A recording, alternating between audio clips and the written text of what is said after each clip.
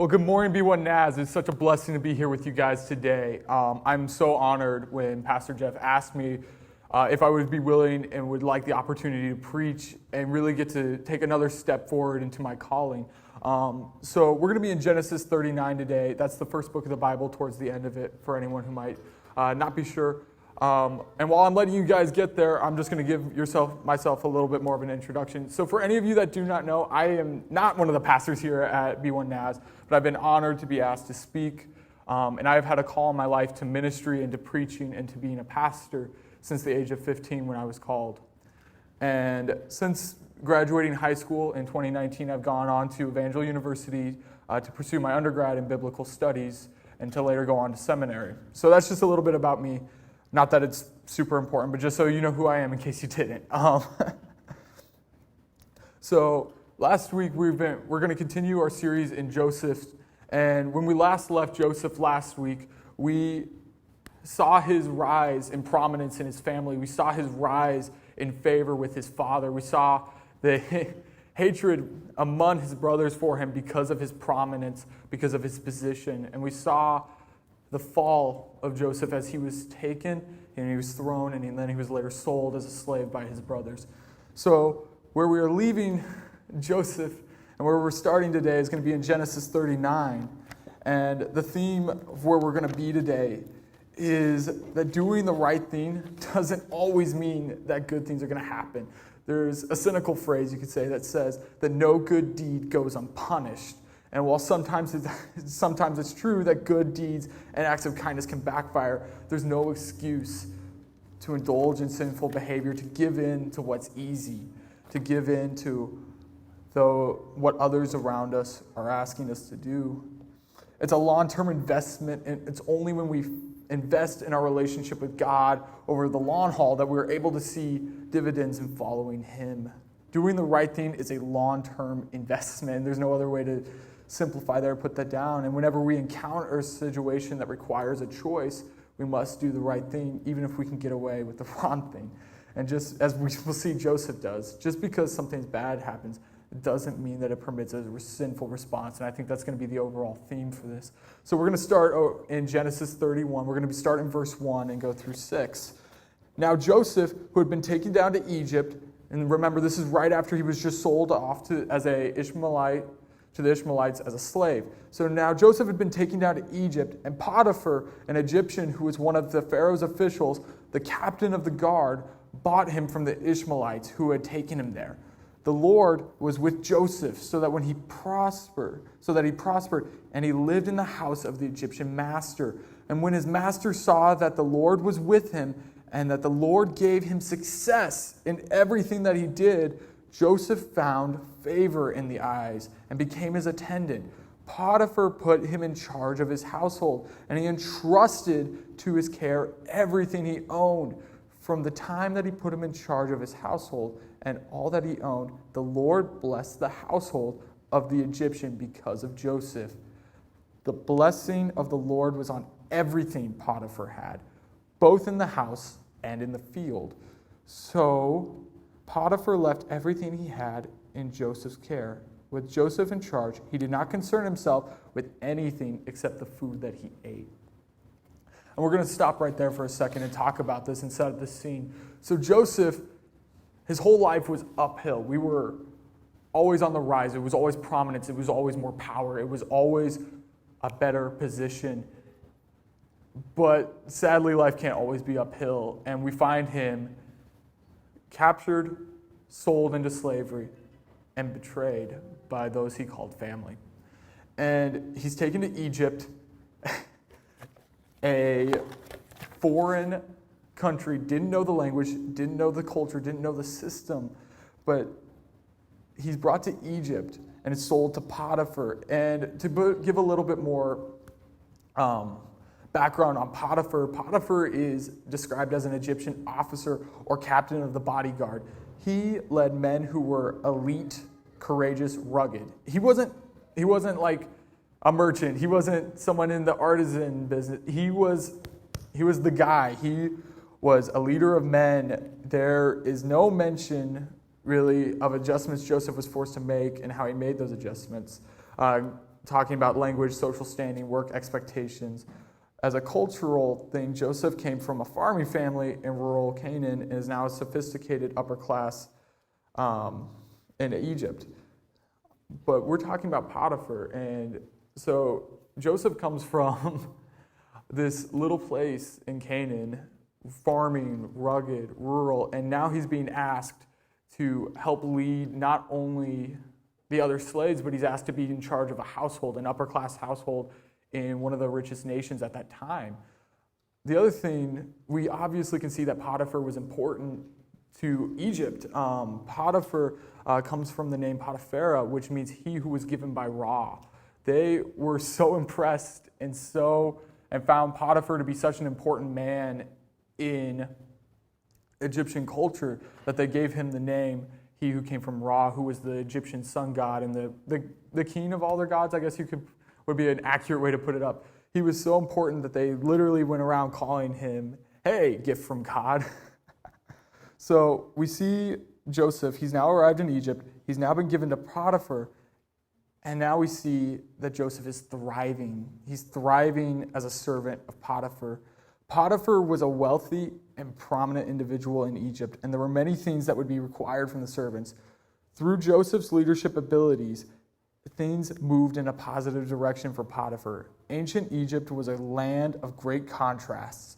People were either rich beyond measure or poverty-stricken. There wasn't really what we like to call here in America a middle class. Joseph found himself serving Potiphar, an extremely rich officer in Pharaoh's service. Egyptians who were wealthy often had elaborate homes. Some of these were 2 or 3 stories tall with gardens, patios, balconies, and many other luxuries. They enjoyed the best food the world had to offer. The dishes, the plates that held the food were the best as well. They surrounded themselves with alabaster vases, paintings, beautiful rugs, and hand-carved chairs. Servants like Joseph worked on the first floor while the family occupied the upper stories. And this was the life that Joseph had to adjust to.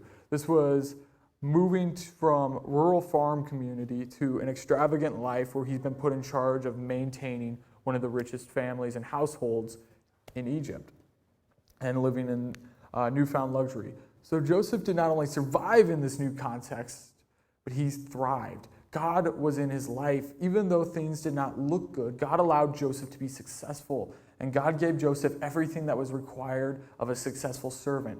Not only did Joseph prosper, but Potiphar prospered as a result of Joseph's work. In Joseph, we see what it means to be faithful to God through difficult circumstances. This is not how Joseph pictured his life, but he remained faithful to God. We can question if God is with us, but Genesis has a common promise from God, I will be with you. Is commonly stated by God through rejection, danger, and slavery. God was with Joseph, and he never left him.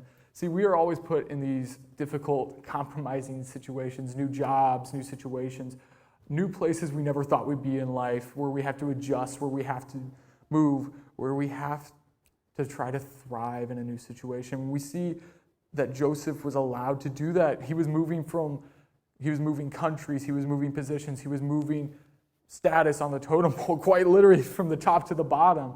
Yet we find that he's still thriving because he is not willing to compromise. He is not willing to move in ways that aren't with God. He stays faithful with his integrity to God. And by result, we see that Potiphar is prospering because of Joseph is prospering.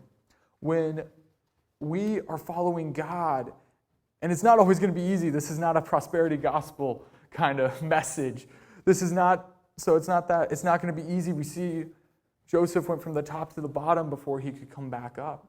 And we see that God used that in his life. So I'm not saying this is going to be easy, but what I say is that when we follow God and when we commit our integrity to him, we find ourselves prospering in ways that God has for us and in ways we never expected. I don't think Joseph ever thought he would find himself prospering as the head of and managing a rich Egyptian household. That would be thriving in that time. And I don't think Joseph would have ever woke up one morning and said, wow, man, I really hope I get put into slavery today so I can...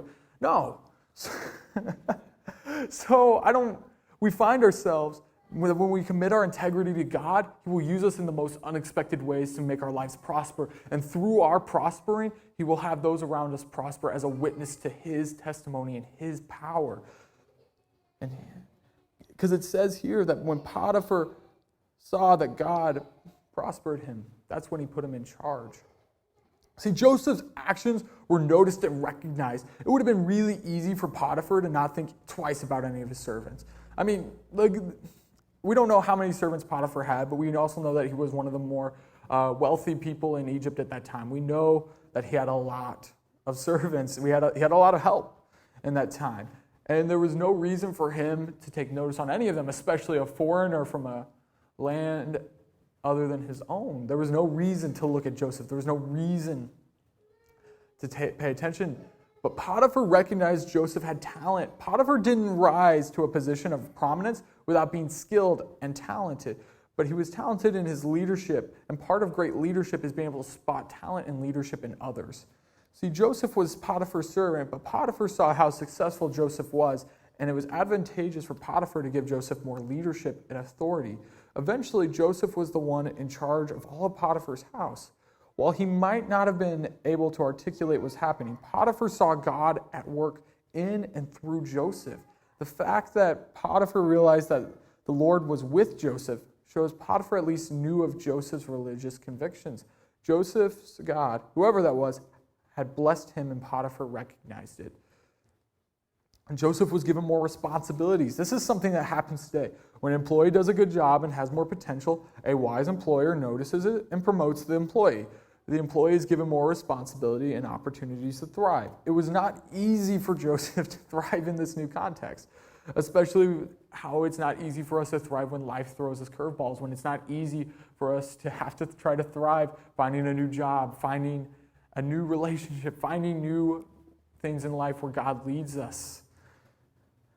However, Joseph's story shows us that doing the right thing is a long-term investment. We never saw how long it took Joseph to rise from where he was, to rise from a slave to the manager of the home.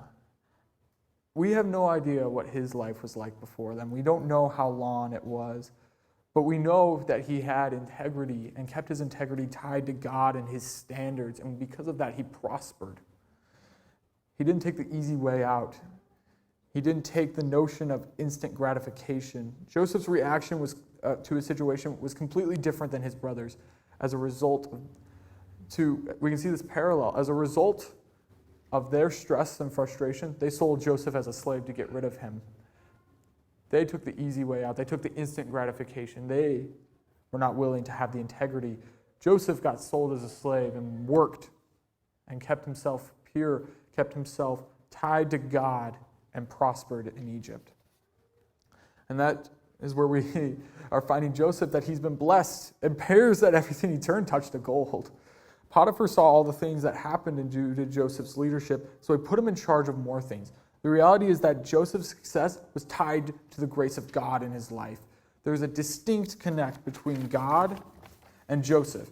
Joseph is successful in all that he does, but his success is interwoven with God, with what God has done. God's work and activity may not be explicit, but it's clear.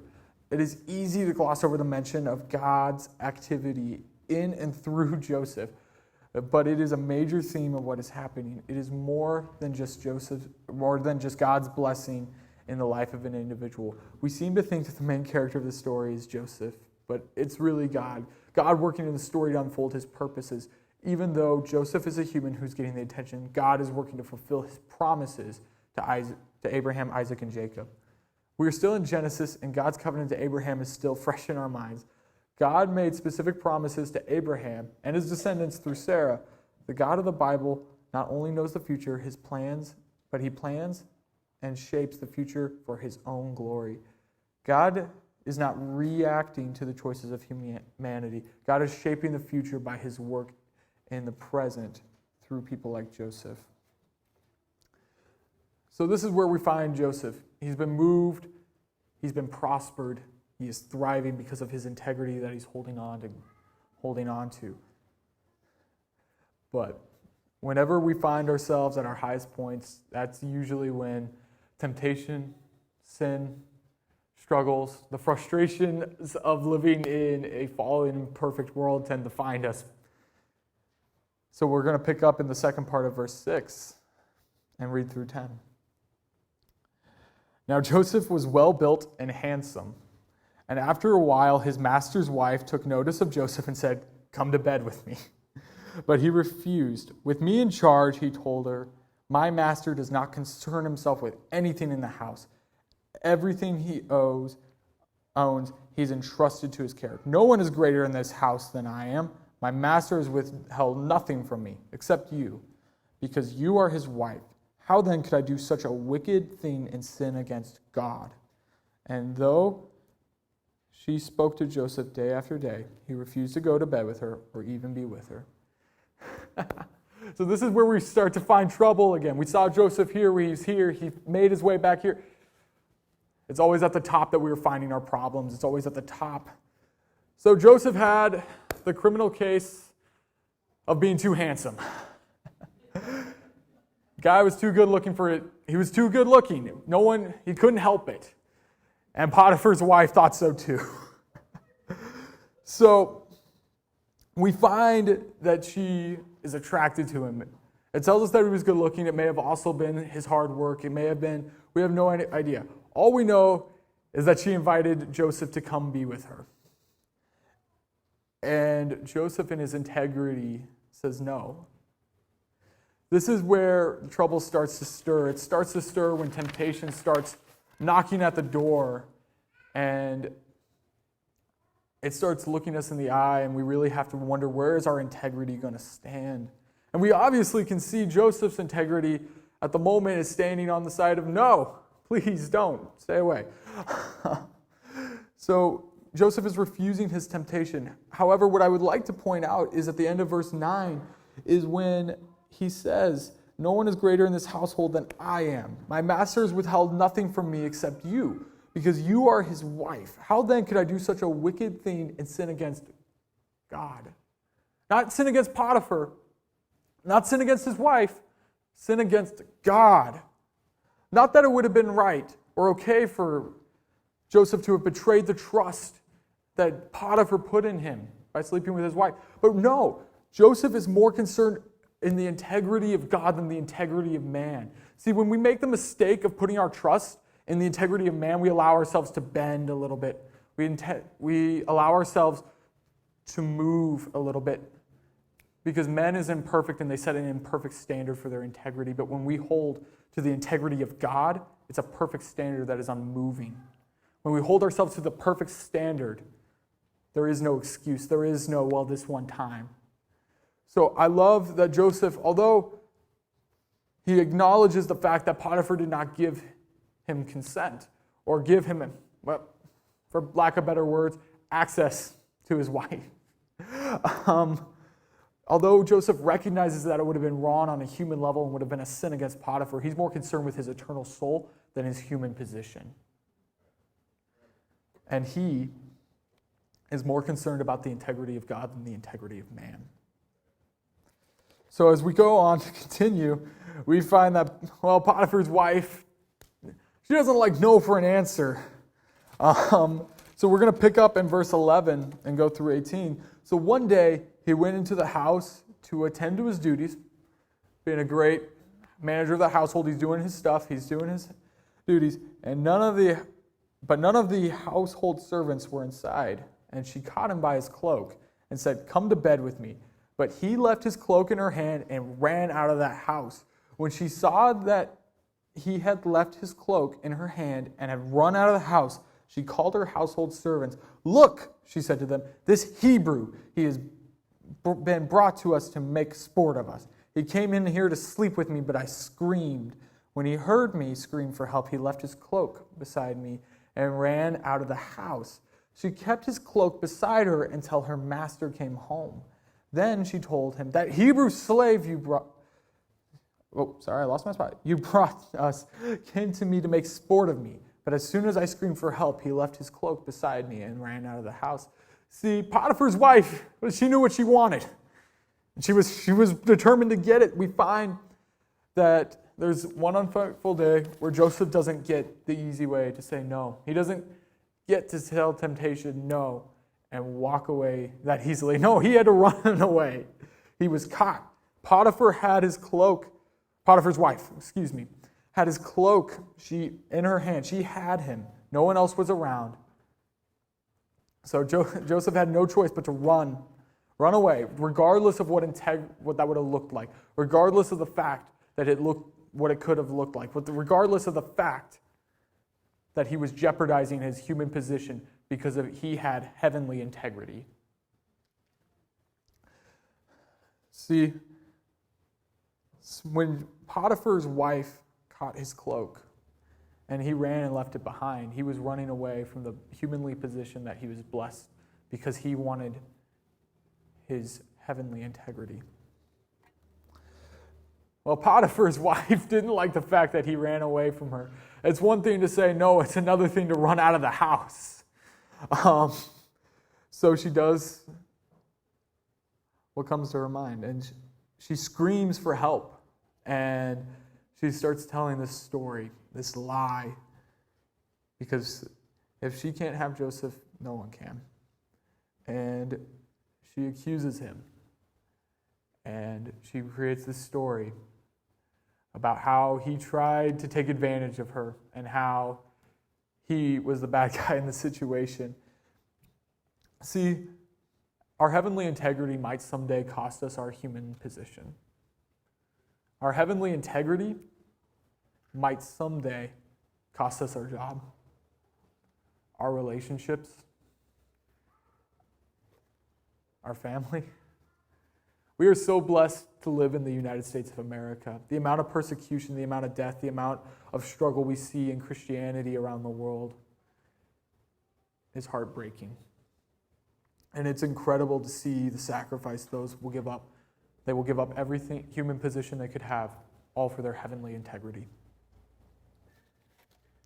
So Potiphar's wife, she's crying in distress, and the servants are coming and they're tending to her, and she's spinning this story, this narrative that's leading Joseph back down the slope from here to here, back here, and he's on his way down again. And we're going to pick it up again in, where was it? There we go. In verse 19, and read to the end of the chapter, and says, "When his master heard the story, his wife told him, saying, 'This is how your slave treated me.' He burned with anger." Joseph was angry. Correction. Potiphar was angry. My bad. I'm sorry about that, guys.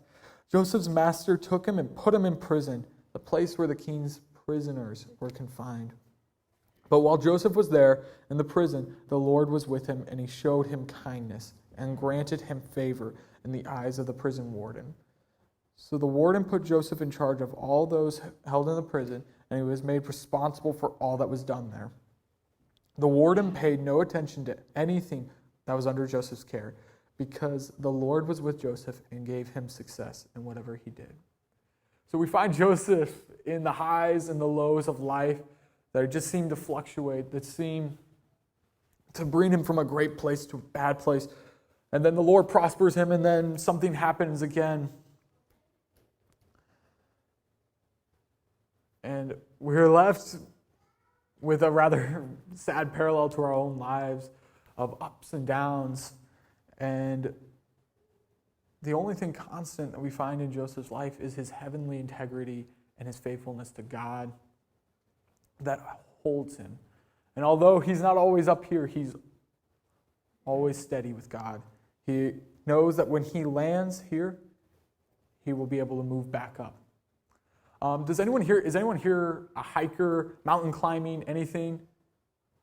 No, okay. I'm not either. I'm not really an outdoorsy person at all. But I was privileged earlier this summer to get to go out to Colorado, and I went and did some hiking in the Rockies, and I'm not a hiker. I'm not. I'm not outdoorsy. Do I look outdoorsy? No. I am the most unfit guy probably in this room. My workout is, I get to go to my job, and I'm going to call that a day. So I'm not a hiker, and I don't have a lot of experience, but we were hiking, and the first thing they told me is, remember, when you're going downhill is always more dangerous than up. It's always easier to slip. It's always easier to lose your footing. heading down than heading up. You always have to be more careful. It looks easier. It's less effort to go down, but it's much easier to fall. It's more dangerous. And when you find yourself in these times of life where you're slipping, where you're headed down, you're headed to a low point in life, because sadly, that's just the end result of living in a broken world. That when we're falling, when we're headed down, it's easier to slip. It's easier to lose that heavenly integrity. It's easier to say, well, just this one time, I'm going to do this so I don't have to fall. Just this one time, I'm going to sleep with Potiphar's wife so that I can maintain my position. Just this one time, I'm going to do this one thing so that I can stay up at the top a little bit longer. Just this one time, I'm going to do this to help cope with the fact I lost my job. Just this one time is never one time. We can't always predict highs and lows in our lives other than the fact that they will come. And there's not always a lot we can do to stop the lows. What we can do is keep our heavenly integrity to keep us from slipping. Because when you hold that heavenly integrity, and you take, not always the funnest way, but when you land at the bottom of your valley, you're going to land on your feet. And you're not going to land broken, battered. You're not going to fall in down there. You're going to slowly climb your way down so that you are prepared to climb your way back up. Because when we allow ourselves to slip and fall down those slopes in life, and we allow ourselves to compromise that heavenly integrity and lose that long-term investment, that's when we begin to let go of the things that are going to prosper us, bless us, hold us up, and make this life just a little bit easier, guys. It's a lot easier. I don't have to tell you this, but it's so much easier when we are trusting, when we are moving. And it's not easier in the sense that it's physically easier, trust me. There's a lot of things that God asks us to do that's hard and uncomfortable. But you will feel more recharged. You will feel more alive. You will feel better. Because heavenly integrity, there is no earthly substitute. I would much rather keep my heavenly integrity than my earthly position.